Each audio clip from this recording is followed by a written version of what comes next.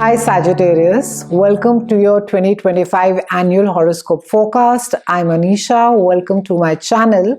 I talk everything around astrology and tarot. Sagittarians, it's quite an intense year. In fact, one of the most intense years of the decades. We have all those slow-moving planets. Pluto, which takes about 2 decades to shift, has shifted for us. Uranus, which takes about 9 years to shift, has moved as well.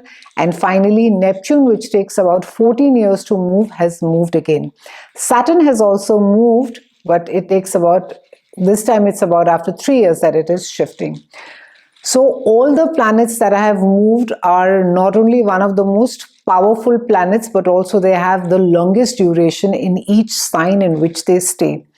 Very quickly, I'm going to be giving you a gist as to how it is that globally all these planets are going to be affecting all of us. Then I will deep dive into your own specific chart. And then I will be closing the reading with a tarot annual reading for you, which will summarize exactly as to what is it there that you can expect. So be sure that you're watching the video till the end to know exactly what the tarot cards are saying for you. So Sagittarians, we have Pluto that has moved into Aquarius from Capricorn after 2 decades, and it is there in Aquarius till about 2043. Now globally this influence is going to, or rather has started, revolutionizing our own identity, individuality, innovation on a global scale. We are going to be seeing themes of collective transformation as far as self-awareness is concerned. Generic, I would say, self-awareness is concerned, technological breakthroughs, challenges to power structures as well. Also, we can expect a lot of special emphasis on individuality, on authenticity, on societal equality, and also on the power of communities. The main thing also which globally all of us are universally are going to be seeing, which in fact we already are experiencing, is disruptive technologies like AI, which we are seeing in the form of ChatGPT. I think there's going to be a far more refined version of it, and also quantum computing. We will also see transformation in leadership styles, which also speaks about decentralization and progressive ideals as well. There is going to be a heightened focus on human rights, equality, and innovation. In fact, the last time when Pluto was there in Aquarius in a similar aspect, we had civil rights. So there are going to be challenges with control as well. The second is the Uranus, which is shifting into Gemini, which speaks about a lot of innovation, a lot of advancement as far as communication is concerned. How we exchange information is really going to change dramatically and drastically, with AI again being a central or core part of it. New forms of transportations are also something which we will see. We are already seeing hybrid versions. I don't know, maybe we'll see flying cars, but it does speak a lot about advanced space and travel tech as well. Also, we will see the evolution in how human beings interact with technology, possibly brain tech interfaces. I'm sure there's a lot of work already which is underway. And lastly, we have, which is slightly worrying, is Neptune in Aries. Now, Neptune tends to bring about a lot of haze with it. Neptunian, it's like looking through a curtain when the Neptunian age or the transit is there. And because Neptune is there in Aries, and Aries is governed by Mars, which is the ruler of war, it does speak about leadership styles which are very volatile, which are extremely reactive, very trigger happy, not having enough data. But also at the same hand, we have Uranus, which is volatile. So with the Neptunian leadership style, with the suddenness with which Uranus, suddenly one policy is announced and the next day you find, oh, this is not the policy that is there.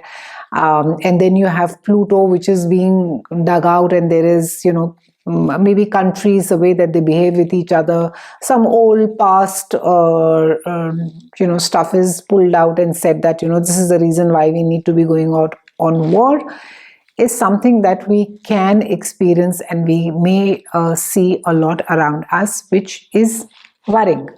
However, the Neptunian energy, Neptune is also related with spirituality. So we will see a lot of surge in spiritual warriors and visionary leaders. I'm personally rooting for that. And also, we will see a lot of movement in global regarding protests around global peace. But they will be now set more in assertiveness and also in action, because remember, this entire Neptunian energy is there in Aries. So, increased focus on personal authenticities and breakthrough of illusions of conformity is something that we will see. I'll dig into your own specific chart now, Sagittarius. We have Pluto, which is there in your house of communication. This is the house of relationship with siblings, or even in your neighborhood. Now, Pluto tends to, like I said, he's a god of underworld. He goes really deep within. So it will dig out the skeletons as far as your relationship with your siblings is going to get extremely transformative in the coming 2 decades. Also, you will have to watch how you speak, Sagittarians. I mean, if you've been extremely direct and you don't mind, so far you've not bothered to mind your P's and Q's and dot the I's and cross the T's, Pluto will bring about a lot of situations which will make you sort of be more careful about how it is that you communicate. Also, the place where you stay, maybe that will be extremely transformative for you as well, for good or for bad. We then have Uranus that is moving into your house of partnership. This speaks about both your marriage and it speaks about your business partnership as well. So there can be that you can expect a lot of unpredictable changes that come about as far as your relationships are concerned and your partnerships are concerned. It can be that your partner starts behaving really unusually, or maybe her or his eccentricities really get pronounced during this time, because Uranus, along with the awakening, the intelligence, the energy which cannot be contained, also brings about a lot of disruption, a lot of suddenness, which can be very jarring. So during this phase, it can be, some of you can also expect to be either traveling or staying away from your partner for some time. Maybe a short separation is there.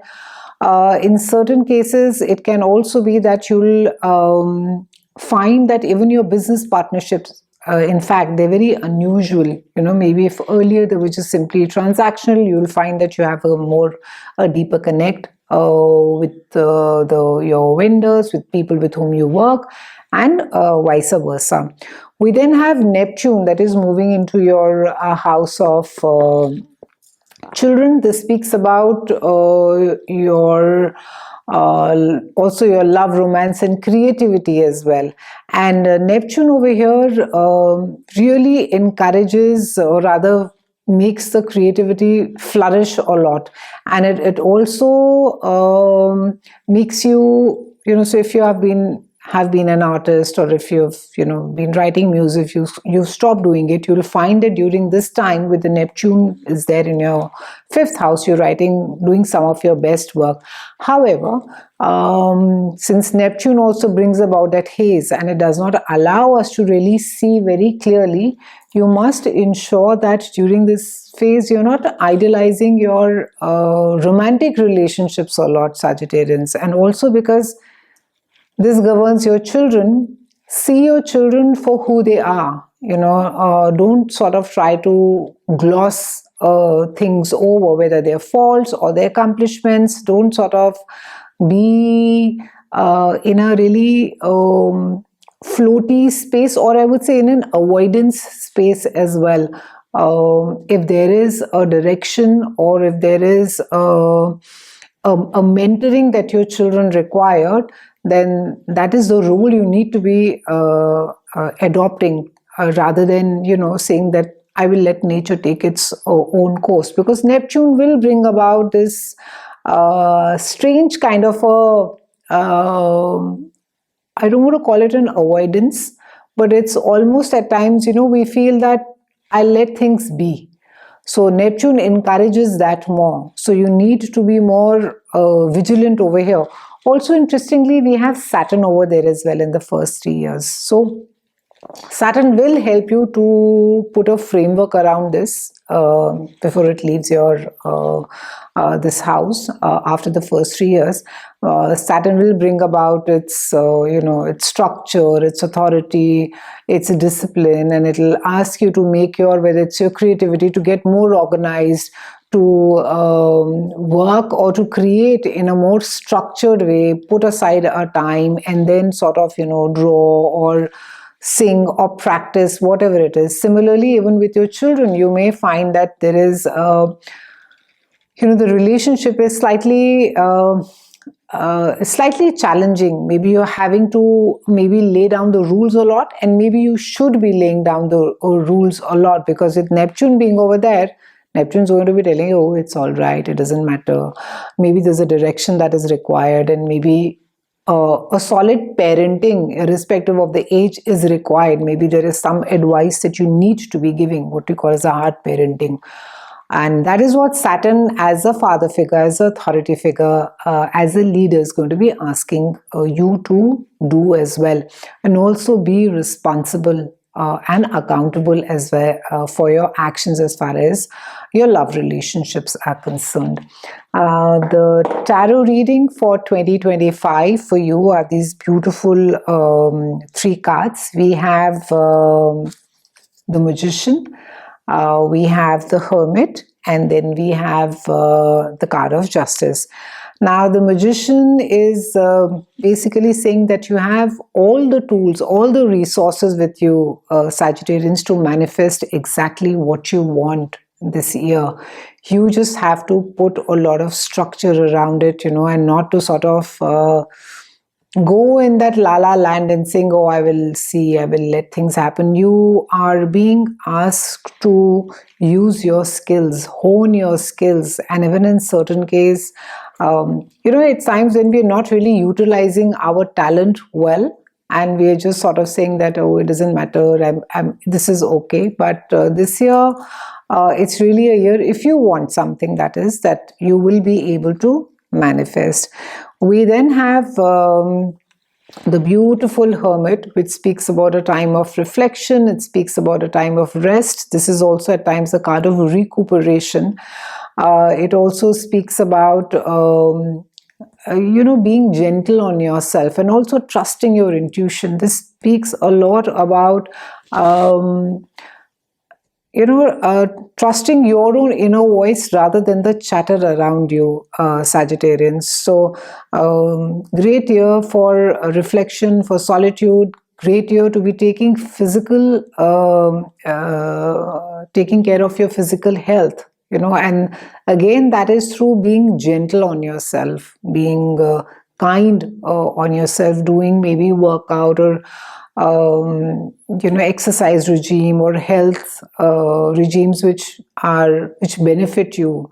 And then we have the card of Justice, which basically speaks, and this is really, as the card denotes, it's quite a legal card. It speaks about being balanced. It speaks about, it's a very Libra energy. It speaks about making decisions which are well thought out, which are wise. It speaks about also, especially because it has come for the year, it's saying that the decisions that you take, think about them carefully, because they will also have long-lasting consequences for you. And be fair and balanced in your dealings with others. It's been a pleasure speaking with you, Sagittarians. I'll see you again soon, and thank you so much for watching.